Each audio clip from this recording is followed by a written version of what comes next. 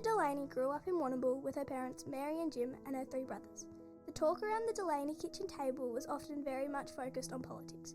Those were the Hawke-Keating years. The Labor Party's most electorally successful period to date, and Jim in particular was definitely a Labor man. With the passion for politics instilled during her formative years, Brigid's interests would never leave her. Brigid was part of the very first group of students to graduate as Emmanuel in 1991. This, says Brigid, was a great time in the history of the college to be a student. Brigid made lifelong friends and she recalls school as fun and uncomplicated. A very influential teacher for Brigid was Mary Ann Brown, who taught her English and drama. Brigid was already a passionate reader, but Mrs. Brown just had a way of making text come alive. She also gave Brigid an excellent grounding in grammar, which will prove invaluable in her future work. At Monash University, Brigid completed a double degree in arts and law, and then spent 12 months travelling in Europe. On her return, Brigid began working with the law firm Stringer Clark. Soon, Brigid's love for words, writing, politics and travel would pull her in a different direction. Brigid became a trainee journalist at the Sydney Morning Herald, where she was to become a great general news reporter, a feature writer and a section editor. In 2006, this new career path took Brigid to London, working with the Telegraph News Group and the London branch of the multinational news channel CNN. While in London, Brigid continued to do freelance writing for Australian publications, producing travel stories, features and opinion pieces. Her mentors in journalism had opened her eyes to the idea that it was possible to combine journalism and the creativity for longer form writing. With Brigid's journalism experience, she received an offer from the publisher MUP to write her first book, This Restless Life. This was about globalisation and the way that this concept has changed the way young people love, work and travel. In 2010, Brigid's personal politics and social justice values really came to the forefront, when 2 Australians, Andrew Chan and Mayuran Sukumaran, were placed on death row in Indonesia for drug trafficking offences as part of the Bali Night. Brigid co-founded the Mercy campaign. Brigid's upbringing and education had influenced her fundamental opposition to the death penalty. The Mercy campaign lobbied for Indonesia's president to show clemency and reduce the sentences. Over 250,000 signatures were gathered. The campaign hosted a candlelight vigil in Sydney in 2015, and it featured some eminent Australian performers, artists and journalists. Ultimately, Chan and Sukumaran were executed by firing squad. During this intense period of time, Brigid also continued to work on her first novel, Wild Things. As a journalist, Brigid found that it was relatively easy to have non-fiction books published, but a novel was much harder to sell. It was a controversial novel about boys behaving badly, with a pack mentality influencing a dark underbelly of university life. In 2014, Brigid began working in the role she is well known for, her work for media outlet The Guardian. It began as a summer job, writing in a light-hearted way about travel, culture and life. But Brigid's light-hearted stories were often underpinned by a deeper meaning and quickly built a following. Brigid's next book, published in 2017, was Wellmania, Misadventures in the Search for Wellness.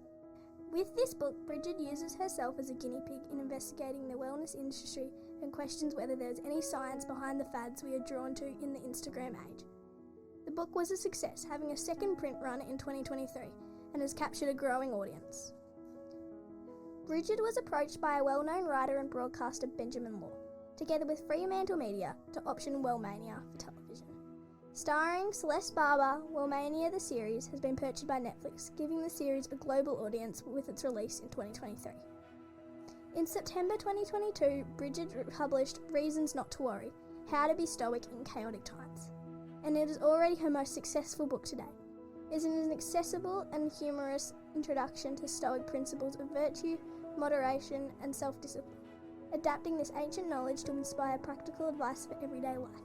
Brigid has secured her place as a successful Australian writer, but what of those conversations around the Delaney family table? Life often has a way of turning full circle, and the seed that was planted decades ago is bearing fruit. After the Albanese government was elected in 2022, Brigid was appointed as the speechwriter for Senator Katie Gallagher, the Minister of Finance, Women and the Public Service. Now writing about important and complex policies and making them accessible and understandable, Brigid sees her work making a contribution to real change.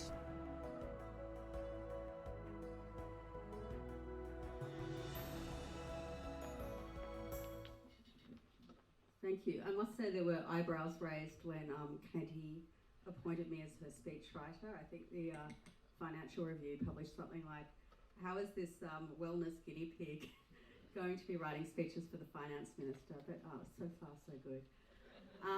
I'd like to thank Candice and Peter and the Emmanuel community for this award, and for my friends and family who are here tonight, and the wider Emmanuel community.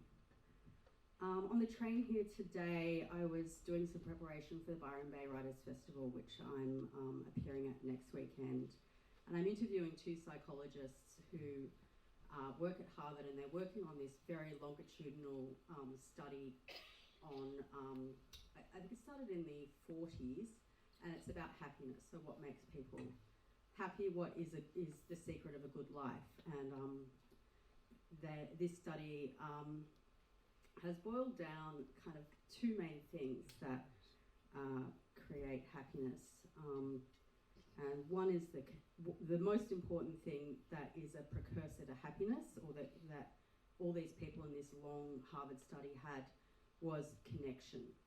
And the reason why connection makes people happy is that it provides a deep sense of protection. So if we don't feel connected, if we feel alienated, if we feel lonely, we feel unprotected. And I grew up in Warrnambool, which is a place I feel a deep ancestral link to. And that's, that's due to my father, Jim. He is one of many generations since, I guess, the famine, the famine boats that came over from Ireland that have lived in this district. And so I feel very connected to this place. I feel very connected to the land here. You know, the coldness, the green fields, the huge ocean. I just have to come back and I feel, a stirring. And I was lucky enough when my mum moved here when I was about 7, to have grandparents nearby, Mary and Patrick Delaney, and kind of many of those connections in the wider Delaney family, including all the Howards, and it's great to be inducted with Eric.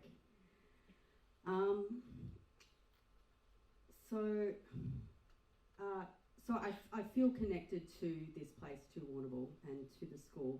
And at home, I felt similarly connected. And my parents, Jim and Mary, who are here tonight, thanks for coming, they cancelled a Queensland holiday. I don't mean to make your parents feel bad, Anna. I know they're on holidays, but my parents cancelled their holiday. But they modelled two very important things to me. They modelled friendship and they modelled education. And they modelled friendship very much with their friendship with people like Eric and Mary Howard, who are here tonight. Terry and Sue Eccles, also Terry's an alumni, and the Anglins.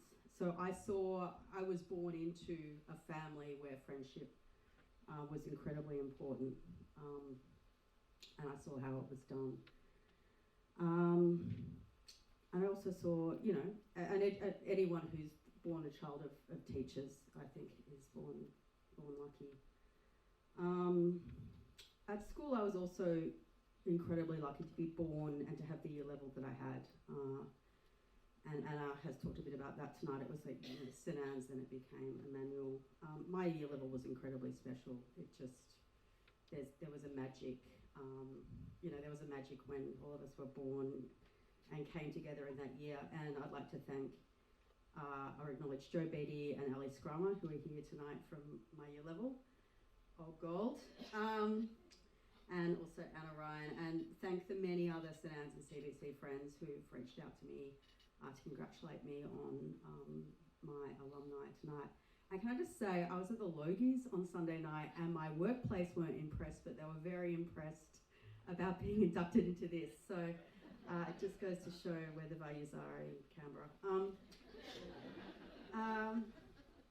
So lifelong friendships were forged at school, and that to me was a special part of my time at Emmanuel.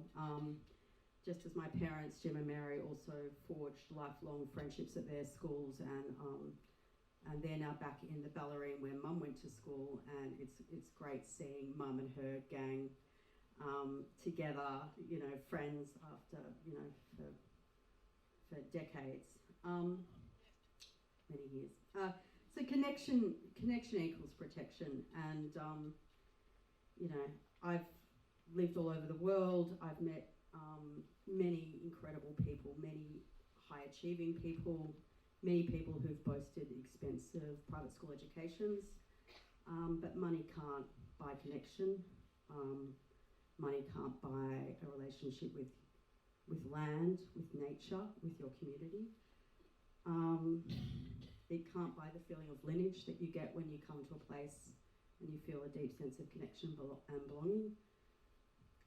Money can't buy a love of books and learning. It can't buy curiosity. It can't buy incredible parents and incredible friends. It can't buy a heart that wants to connect with others and wants to change the world. Thank you to my friends and family and school for all I have received. I'm very, very lucky. And I just want to end with a quote from my favourite Stoic, Marcus Aurelius, who, you know, reflecting on where I am in life and the path I've had, I love this quote by Marcus, which is, "Accept the things to which fate binds you and love the people with whom fate brings you together, but do so with all your heart." Thank you.